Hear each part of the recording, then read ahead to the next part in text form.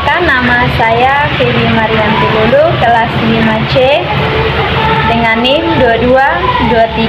2223142737. Hari ini saya akan menjelaskan mengenai cara menginput dan mengolah data di SPSS.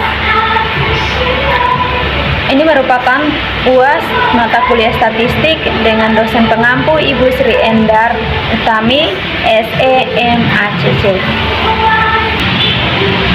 Baik, sebelum kita memulai mengolah data di SPSS, pertama-tama kita akan masuk pada Excel, kemudian pada sheet olah data, kita copy semua data yang ada, kemudian kita masuk pada SPSS.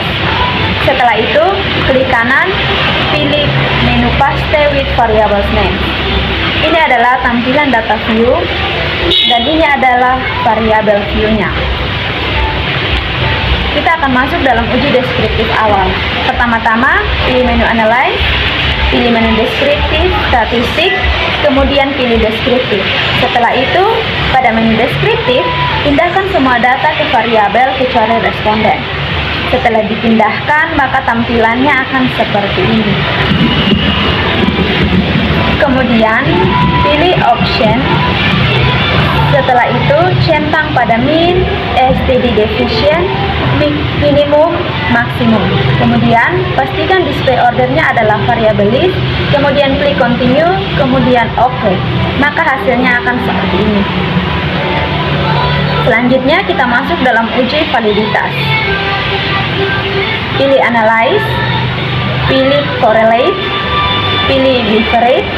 Setelah itu, pindahkan total SPIT, total KSDM, total PTI, dan total KLK pada variabel. Kemudian pada koefisien, klik centang Pearson, kemudian klik OK. Maka tampilannya akan seperti ini. Dalam penentuan layak atau tidaknya suatu item yang akan digunakan, biasanya dilakukan uji signifikansi koefisien korelasi pada taraf signifikansi 0,05. Artinya, suatu item dianggap valid jika berkorelasi signifikan terhadap skor total. Selanjutnya, kita masuk dalam uji reliabilitas.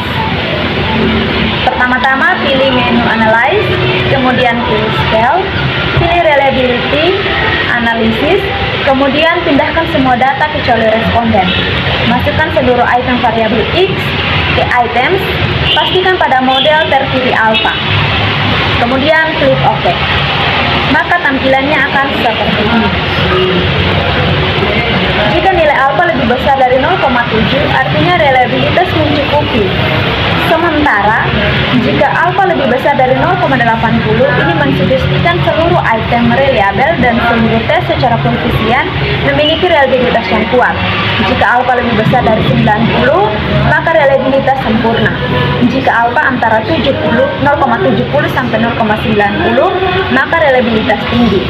Jika alpha 0,50 sampai 0,70, maka reliabilitas moderat. Selanjutnya kita masuk dalam uji normalisasi. Langkah-langkahnya, yang pertama pilih menu Analyze, pilih Regression, pilih Linear. Masukkan variabel depend dan independen, kemudian klik Save, klik centang Unstandardized, Continue, kemudian OK. Maka hasilnya akan seperti ini. Setelah itu pilih Analisis, pilih Non-Parametric Test, pilih Legacy Diagnosis, Dialog, pilih One Simple KS. Masukkan Unstandardized, centang Normal, kemudian klik OK. Maka tampilannya akan sebagai berikut. Jika nilai SIG lebih besar dari 0,05, maka data terdistribusi normal. Selanjutnya kita masuk dalam uji multikolinearitas. Pilih Analyze, pilih Regression, pilih Linear, kemudian masukkan variabel depend dan independen, kemudian pilih Statistik, centang pada Estimate, Model Fit, Collinearity, Diagnostic, Continue, kemudian OK. Maka hasilnya akan seperti ini. Syarat suatu penelitian lolos uji multikolinearitas apabila nilai tolerance lebih besar dari 0,10. lebih kecil dari 10. Selanjutnya kita masuk dalam uji heterokedastisitas. Langkah-langkahnya itu pilih analis, pilih regresi, pilih linear, kemudian centang unstandardis, muncul nilai res 1. Maka tampilannya seperti ini. Kemudian pilih compute variable, klik ABS, ketik ABS res, pindahkan unstandardized ke numeric expression, kemudian pada function group pilih arithmetic, pada function and special variable pilih ABS, kemudian klik OK. Maka tampilannya akan seperti ini.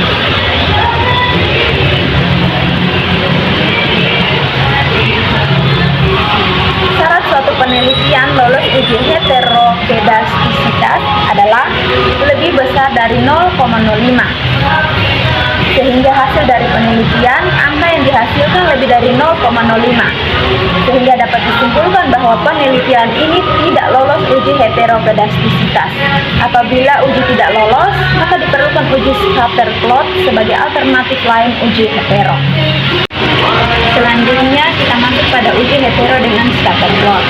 Langkah-langkahnya yaitu pilih analis, pilih regression, pilih linear, kemudian masukkan total KLK pada depend. Pilih plots, masukkan set rate pada kotak X dan S receive pada kotak Y. Maka akan muncul chart seperti ini. Syarat uji scatter plot adalah yang pertama,